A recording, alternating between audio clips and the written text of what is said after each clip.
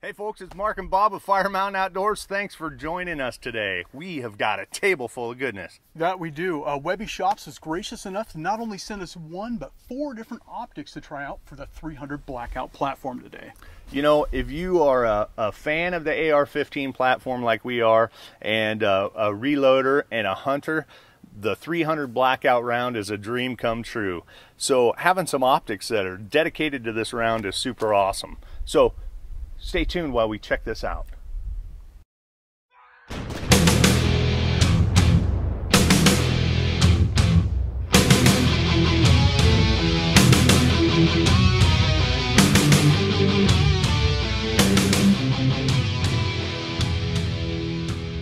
Hey folks, thanks for coming back.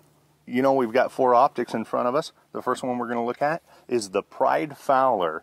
This one has the RR Evolution bullet drop compensating reticle. It is a 1.5 to 4 power, and this one came in the box complete with rings, complete with the tools to mount the rings, and the very small Allen that's you would use to reset the zeros on the turrets here. And that has the RGB reticle system on that. That means you've got red, green, and blue. I gotta say, that's the only blue reticle I've ever seen, ever. So that's kind of interesting. There's some uniqueness there. Right. That one comes in at $349. Right. This one is the Nikon M300BLK. This is the most expensive of the bunch of optics that we have. This one retails for $896, Bob.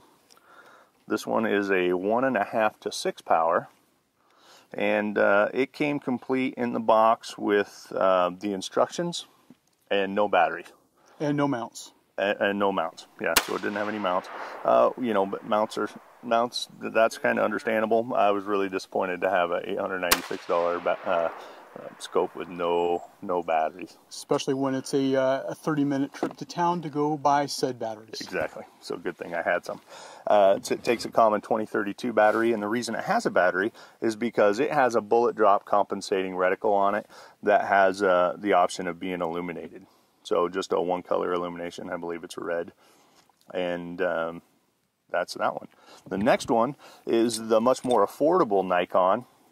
This one is the P300BLK.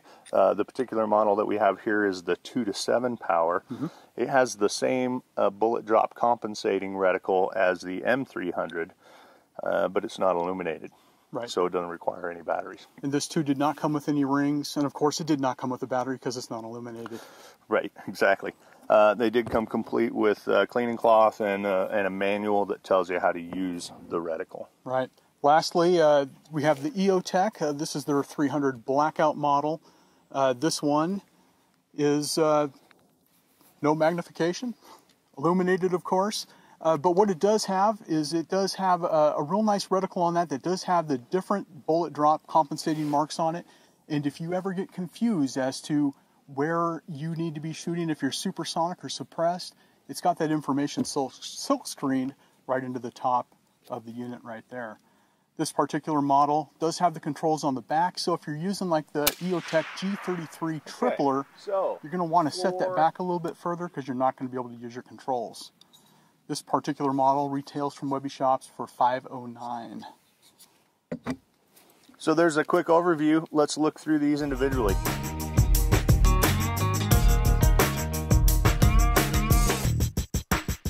All right, folks, here we are.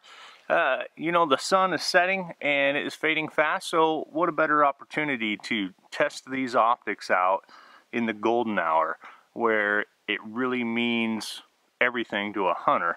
And that's the beauty of the 300 Blackout round, is it's perfectly capable of deer hunting here in North America. So we're checking out the Nikon M300 Black right now.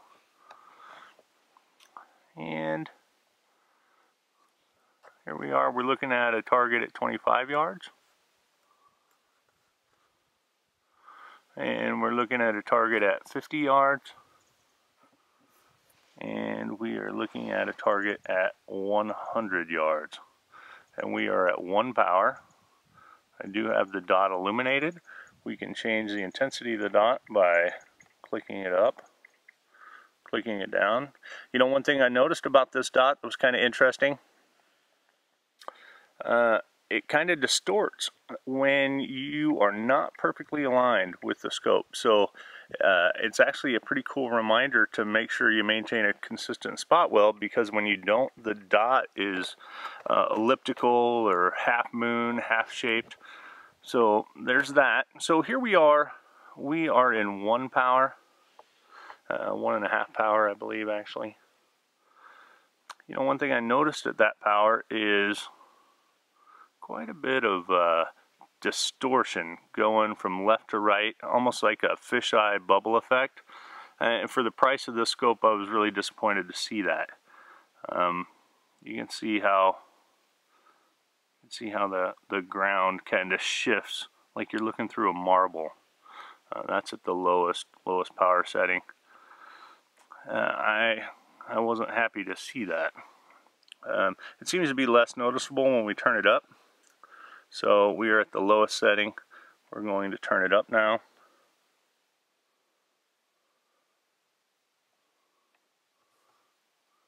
And we'll try and restore our sweet spot here.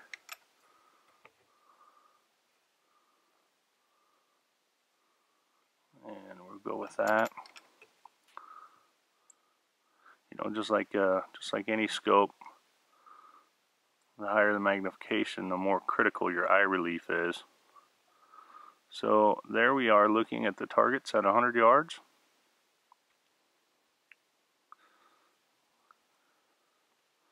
We'll come over here and we are looking at the target at 50 yards.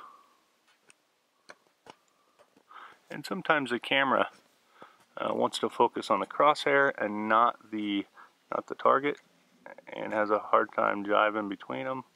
So I'm just going to give it a little bit of manual focus. And so the reason we stuck those targets out there is actually a suggestion from the viewer.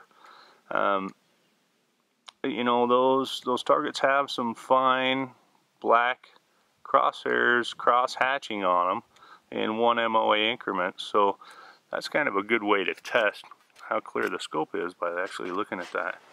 And now we're going to move over to 50 yards.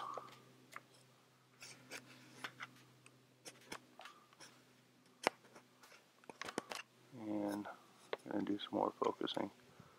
See, I can see the target there, and it kind of compromised between the crosshair. I can't adjust the crosshair anymore. So that little parallax thing kind of goes away the further out you get. So this is the Nikon M300.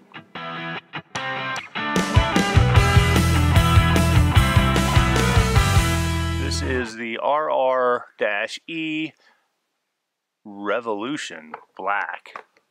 Now, you know, I was amazed and astounded back and forth 3 different ways, both in excitement and disappointment with this scope. I was excited at first. If we're looking at this scope, I am at the 1 power setting right now, and they actually advertise it as a 1.25. Most scope manufacturers will claim to have a 1 power scope, and it's really 1.25 to 1.5. This is the most amazing and most clear, both eyes open, 1 power scope that I've seen. This is, the clarity on this is better than looking through a red dot. There's no side-to-side distortion. It is perfectly, wonderfully beautiful to look at with both eyes open, with an AR or a rifle and scanning. There is no reason to close one eye. It is just beautiful looking through this thing. After you get done being amazed by the clarity at 1.25 power, then you start to wonder, well, where's my reticle? That's one feature. So this perspective is really kind of what you're going to see with your eye, depending on how hunched up on the optic you are. Now, we're going to zoom in with the camera, and I'm going to show you the reticle. And the reticle itself is very, very fine. So you see that? That's very, very hard to detect. Now, the reticle's on the first focal plane, which means when we zoom in, we also zoom in on the reticle. So the cool thing about that is that your bullet drop compensation is the same in all powers. The drawback to this particular scope is that on 1 power, where we would always have our scope set at when we're initially hunting or in whatever kind of purpose we want to have. We don't want to be fully zoomed in. We want to have it the broadest field of view possible. And this reticle is hard to pick out. Now, it is illuminated. We can scroll through the different settings. And it's kind of cool that it has a blue. I've never seen a blue. There's kind of a techno-punk kind of thing going on there that I kind of like. And in low light situations, the different colors might help pick it out, but guess what? That's stuff you got to fiddle with, folks. So if you were actually using this in a hunting situation and going to make a snapshot at 1 power, you could definitely see the critter, and you could intuitively guess where 0 is. But if the critter was up against a dark background or something, that can be problematic. So amazed, disappointed, then amazed again when I look at the reticle. Let's go ahead and we're going to look at this 50-yard target, and we're going to zoom in. So we talked about that first focal plane. Now we are zooming in, and we're actually zooming in on the reticle too. So we're going to get some focus going on here, and we're going to focus on the target, and then we're going to adjust the eyepiece as best we can, and I'm at the stops there. But if we look at that reticle, we can see that it's got two hashes. The left side is for subsonic, and the right side is for supersonic. So that is some great knowledge to have. There's no kind of having to reference some piece of note or post-it that you duct tape to your stock. We can see that we have those increments right there, ready to go. We'll make it a little bit clearer. We're just going to focus on the reticle, and you can see on the left side we've got those different yardages, and those are for subsonic. And then on the right we got supersonic that goes clear up to 700 yards. And that's great information. I really like that. I just really wish it was easier to see, define, and pick out.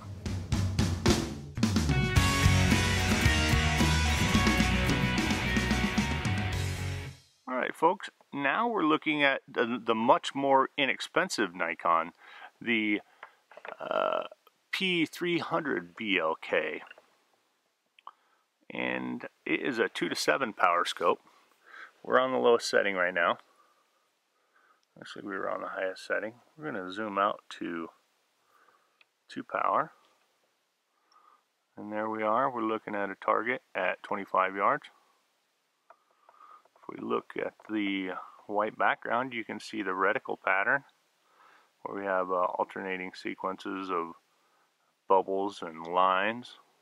There's quite a few little hatches there. There's also, on the horizontal crossbar, there are some cross hatches. That's the same reticle as on the 300, the M300, which is much more expensive. So this is a 25-yard target. This one is a 50-yard target. There's a 50-yard gong. There is no illuminated reticle on this. And then if we scan over, we're now looking at the 100-yard target. So if we just kind of pan and scan, you know, it's kind of an odd observation, but I noticed much less of a fishbowl effect with this cheaper optic than I did with the M300. And that's the sort of low light view of the P300BLK. Let's check out our new optic, our next one.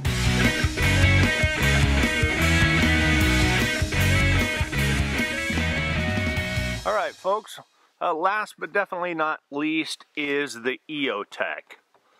So the EOTech is just stone cold, stupid simple, and that's why you gotta love an EOTech. Here we are. You can see if we look, it's kind of bright right there. Let's find a dark background.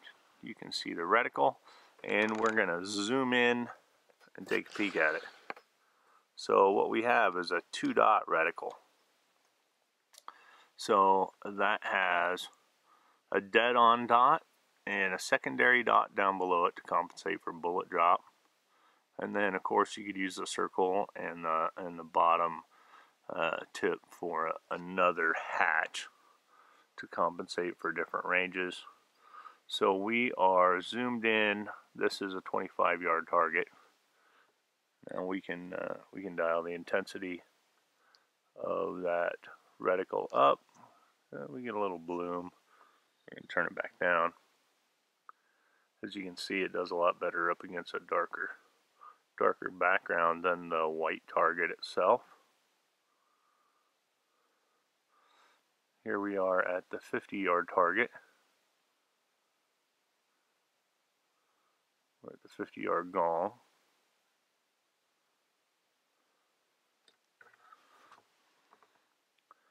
And here we are at 100 yards. Now, as you can see, if the targets that we were picking out were darker than, say, bad guys wearing black clothing, then the reticle will be a lot easier to pick out. Whereas the dark crosshairs were much easier to use up against a white target, such as this paper target that we have here. So you can see the difference. That's kind of what we give up by giving up magnification. With the 1:6 and 2:7 power scopes, we were able to pick out detail and definition on those targets that are posted up there a lot better.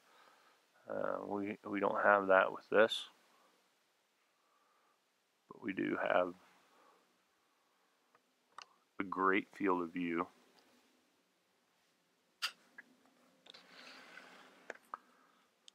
Infinite eye relief. See, it's the same here. If you had to have your weapon outstretched and your eye relief had to go all the heck, you could still use an EOTech where you would have to stay within that window for a typical magnifying optic.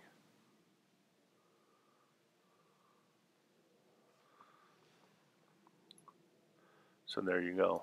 This is the low light look through the EOTech 300 black optimized.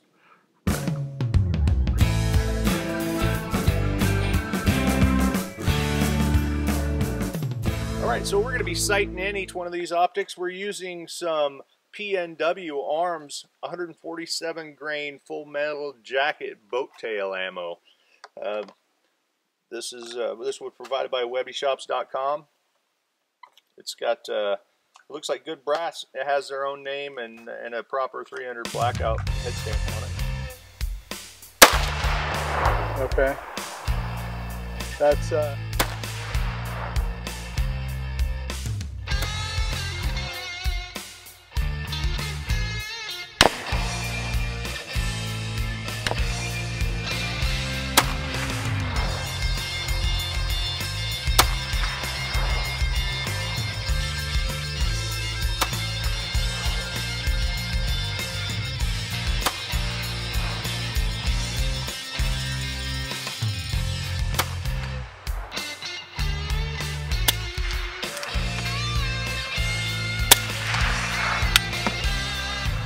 moved it to about the center of the frame.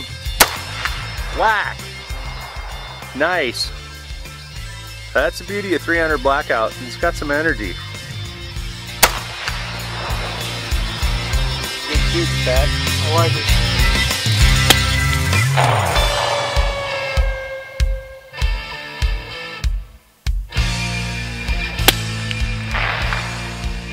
And my holdover is the second dot down. I have no wind.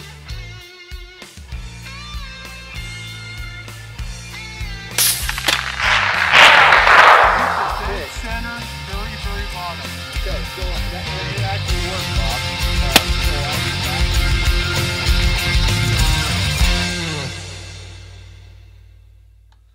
Well, Bob, that was a delightful and enlightening and educational day of shooting.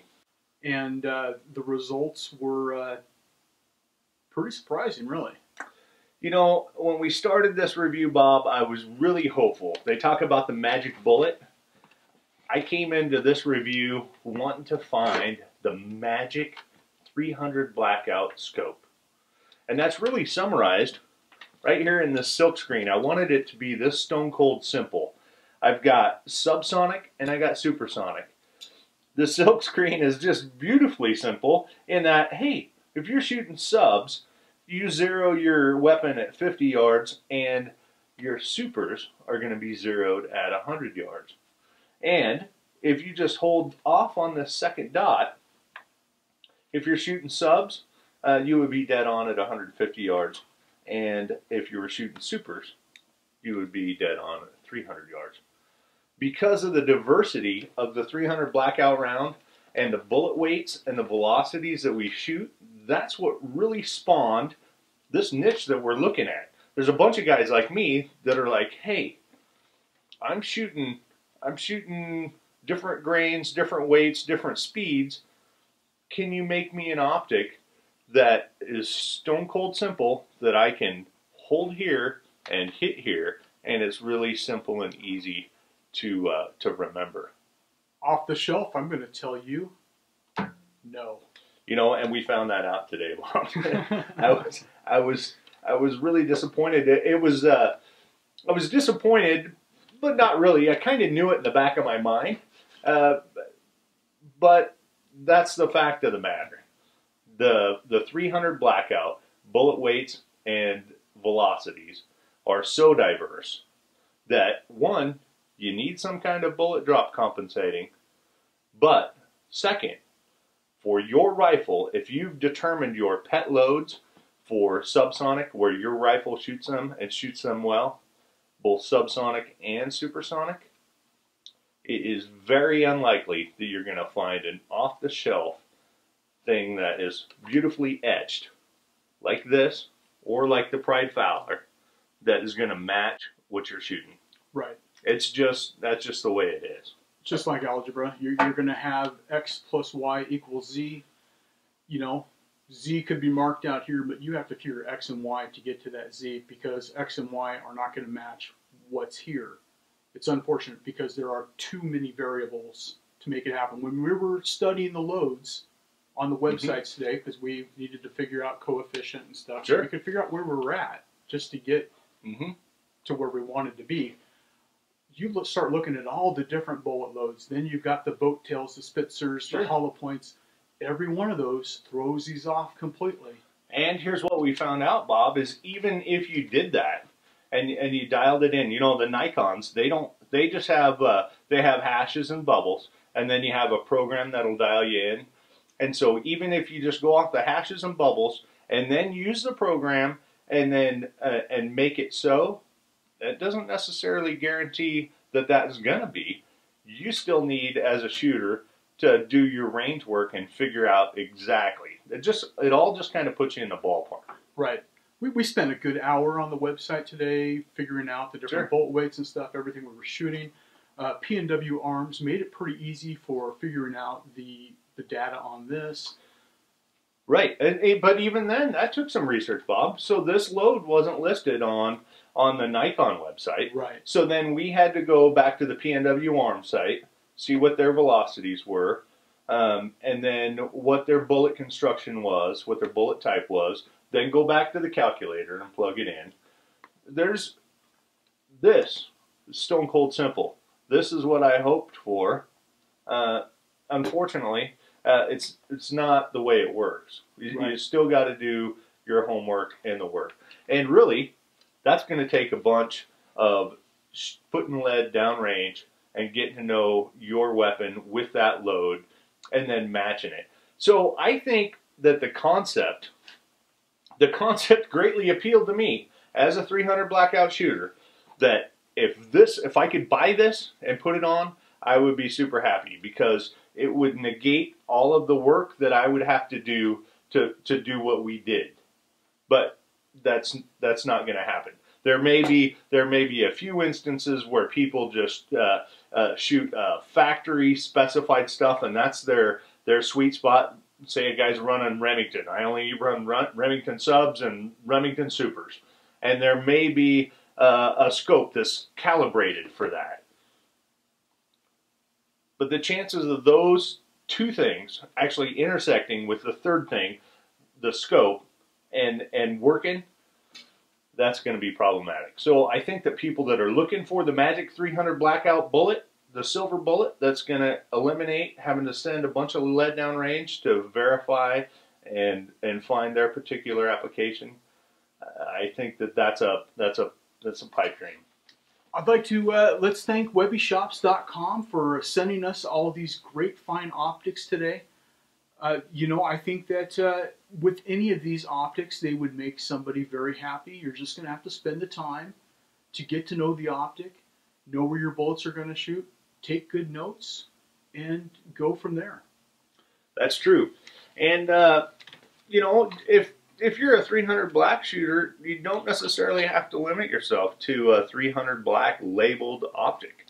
Buy the best glass that you can afford to buy, and get it with some hash marks or mil dots or a range holdover, and spend that time at the range. Because if you think that you're going to be able to just take your favorite load and buy one of these optics and it's all going to be sunshine, lollipops, and rainbows and swinging, smacking gongs, you're probably going to be disappointed, and you're going to have to spend the range time anyway. So if you're going to have to spend the range time, and you're going to have to spend the ammo, and you're going to have to spend that time learning whether it says 300 Blackout or not, I wouldn't suggest to limit yourself to these. These have a great starting point, but this isn't the end all for 300 black and getting your supers and your subs and your magic little super duper easy thing.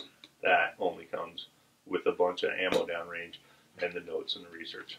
That it does. So make sure you go to webbyshops.com. Check out these optics there. Check out all of the other optics that are available with mil dots and bullet drop compensating reticles, and pick out the best one that suits your needs as a 300 Blackout shooter. Remember, Webby Shops always has fast, free shipping. That's right. And excellent customer service after the sale. All right. Thanks for watching.